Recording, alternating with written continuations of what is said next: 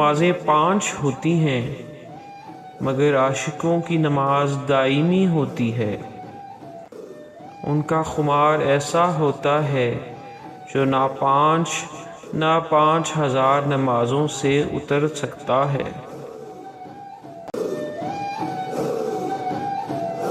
محبت وہ شعلہ ہے جو جب بھڑکتا ہے تو محبوب کے علاوہ باقی ہر چیز کو بھسم کر دیتا ہے۔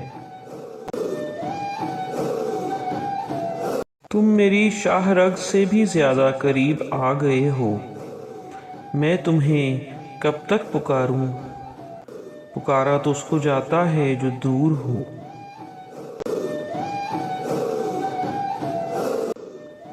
عشق میں بڑھتے درد کے موضوع پر ابو حنیفہ اور شافعی نے کوئی درس نہیں دیا۔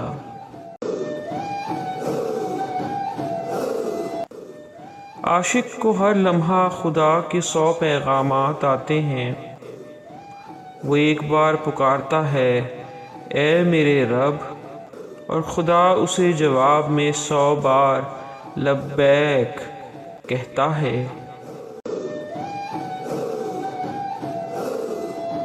عشق 2 عالم سے بیگانہ ہے، اس میں 72 جنوں ہیں۔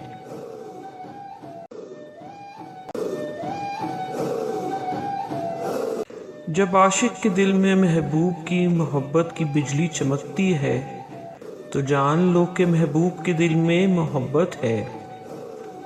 ہر عاشق اسی لیے اپنے محبوب کے ملن کا متلاشی ہے، کیونکہ اس کا محبوب بھی اس کی طلب رکھتا ہے۔ تم میرا چہرہ ہو، اس میں کیا حیرت ہے کہ میں تمہیں دیکھ نہیں پا رہا۔ شدت کا قرب بھی عجیب حجاب ہوتا ہے۔ وہ مجھے اپنے سر کے گرد گھما رہا ہے، مجھے نیچے نہ اوپر کہیں آرام نہیں۔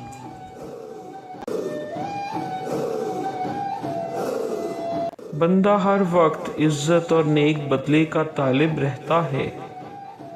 عاشق کے لیے عزت اور بدلہ صرف اس کے محبوب کا دیدار ہے۔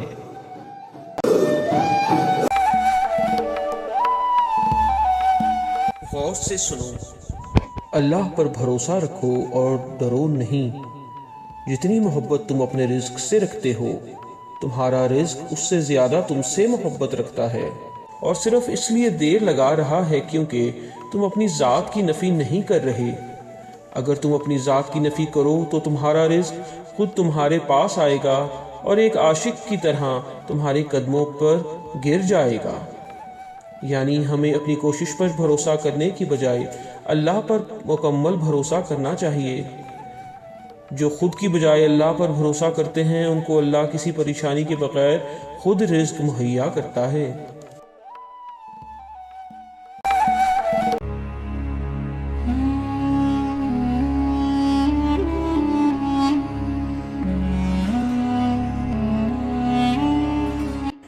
جبرائیل اور آسمانی ارواح کا کعبہ سدرۃ المنتہا ہے۔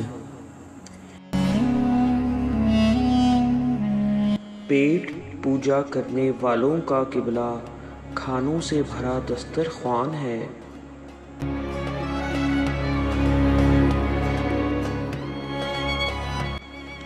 اللہ کو جاننے والوں یعنی عارفوں کا قبلہ اللہ کے ساتھ وصال کی روشنی ہے۔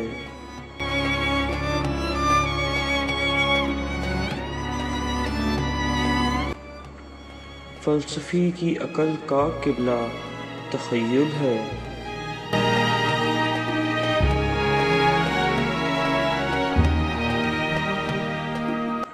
درویشوں اور سنیاسیوں کا قبلہ خدائے مہربان ہے۔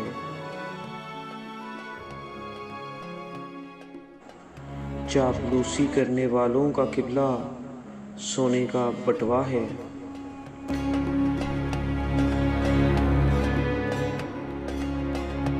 روحانی لوگوں کا قبلہ طویل صبر اور تحمل ہے۔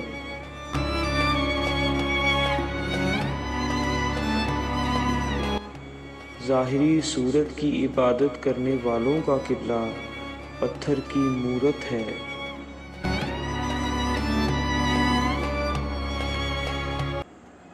باطن پر نظر رکھنے والوں کا قبلہ وہ حسین یعنی اللہ ہے۔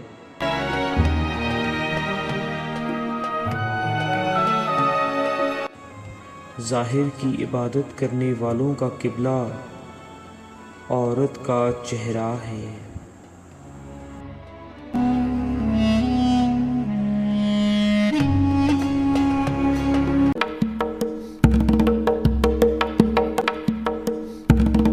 اگر اس وقت آپ کے دوست آپ سے دشمنی کریں اور آپ سے کنارہ کش ہو جائیں اور آپ سے جھگڑا کریں تو کہیں میں کتنا خوش نصیب ہوں، جو کل آخری فیصلے کے دن پر ہوتا آج ہو گیا۔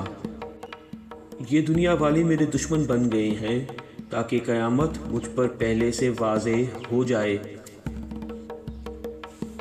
لوگوں کو آپ کے لیے برا بنا دیا جاتا ہے تاکہ آپ کا چہرہ لازمی طور پر اگلے جہاں کی طرف پھر جائے۔ یہ جان لو کہ آخرکار یہ سب آپ کے مخالف اور دشمن بن جائیں گے۔ آپ کو قبر میں چھوڑ دیا جائے گا، ماتم کرتے ہوئے، ایک اللہ سے التجا کرتے ہوئے اور روتے ہوئے کہ مجھے یہاں اکیلا مت چھوڑنا۔ یعنی جیسے اللہ تعالیٰ قرآن میں فرماتے ہیں کہ اس دن تمام دوست ایک دوسرے کے دشمن ہو جائیں گے۔ اس دنیا میں ہی اللہ اس حقیقت کو واضح کرنے کے لیے لوگوں کو ہمارا دشمن بنا دیتا ہے تاکہ ہمیں معلوم ہو جائے کہ یہی اس دن ہونے والا ہے۔ موت کے وقت بھی سب ہمیں تنہا چھوڑ دیں گے اور ہم صرف اللہ کو پکاریں گے، ہم یہ حقیقت جان کر ابھی سے اپنا رخ اللہ کی طرف موڑ لیں۔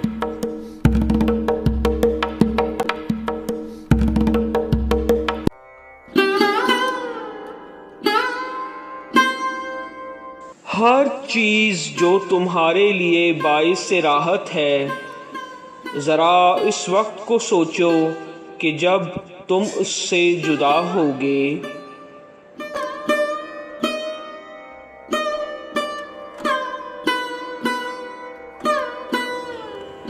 کتنی ہی ایسی چیزیں ہیں جن سے تم کبھی خوشی حاصل کرتے تھے،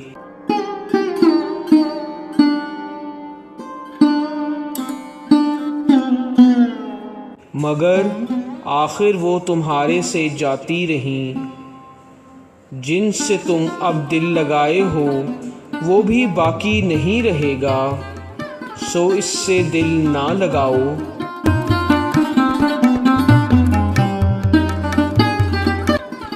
اس سے پہلے کہ وہ تم سے جاتی رہیں تم اس سے فرار اختیار کر لو۔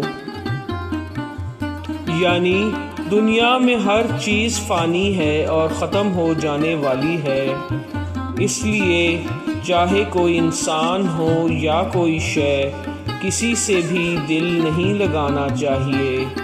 صرف اللہ ہی کی ذات پر توجہ مذکور کرنی چاہیے اور دل لگانا چاہیے جو کہ ہمیشہ رہنے والی ہے۔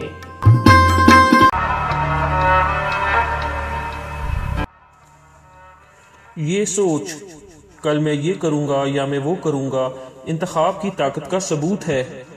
اگر اللہ کے سوا کسی کے پاس اختیار نہیں ہے تو جس نے تمہارے خلاف جرم کیا ہے اس پر تم ناراض کیوں ہوتے ہو؟ جب جسم اور نفس کی خواہشات پورا کرنے کا وقت آتا ہے تو تمہارے پاس 20 آدمیوں جتنی طاقت آ جاتی ہے۔ جب تمہارا دوست تمہیں کسی فائدے سے محروم کرتا ہے تو تمہاری روح میں فوری اس سے جھگڑا کرنے کی طاقت آ جاتی ہے، لیکن جب خدا کی نعمتوں کا شکر ادا کرنے کا وقت آتا ہے تو تمہارے پاس انتخاب نہیں ہوتا اور تم پتھر سے بھی کمزور ہو جاتے ہو۔ یعنی انسان کو اللہ نے انتخاب کی طاقت دی ہوئی ہے، پر اکثر لوگ اس سے اپنے نفس کی خواہشات پورا کرنے کے لیے استعمال کرتے ہیں اور اللہ کا شکر گزار اور عبادت کے وقت بہانے بناتے ہیں کہ ان کے پاس اختیار کی طاقت نہیں اور ان کا اللہ کی فرما برداری کرنا ان کے بس میں نہیں۔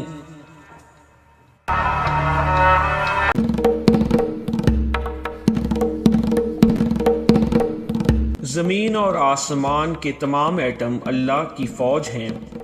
تم نے دیکھا کہ ہوا نے قوم عاد کے ساتھ کیا سلوک کیا؟ وہ انتقامی سمندر فرعون پر کیسے ٹوٹا؟ اور اس زمین نے قارون کے ساتھ کیا سلوک کیا؟ اور ان ابابیلوں نے ہاتھی کے ساتھ کیا کیا کیا؟ اور کیسے نمرود کی کھوپڑی کو مچھر کھا گیا؟ اور لوط کے دشمنوں پر پتھروں کی بارش ہوئی۔ اے اپنے اعمال میں اللہ کی مخالفت کرنے والے، تم اس کی فوج کے درمیان ہو، ڈرو۔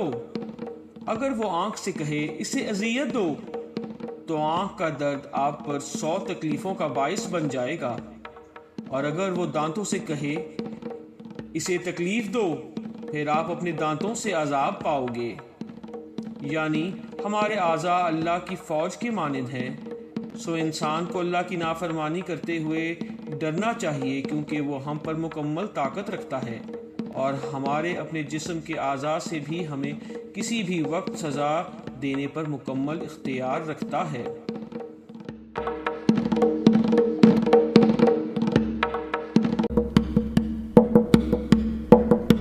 اگر کوئی ماں کے رحم میں موجود بچے سے کہے باہر ایک خوبصورت دنیا ہے، ایک خوشگوار زمین ہے جس میں 100 قسم کے کھانے کی چیزیں ہیں، پہاڑ اور سمندر اور میدان، خوشبودار باغ اور کھیت ہیں، اور بلند اور روشن آسمان ہے، تو یہ بچہ جو ماں کے رحم کے اندھیروں سے مانوس ہے اور باہر کی دنیا سے بالکل غافل ہے، اس بات پر یقین نہیں کر پائے گا اور اس پیغام سے منہ موڑ لے گا۔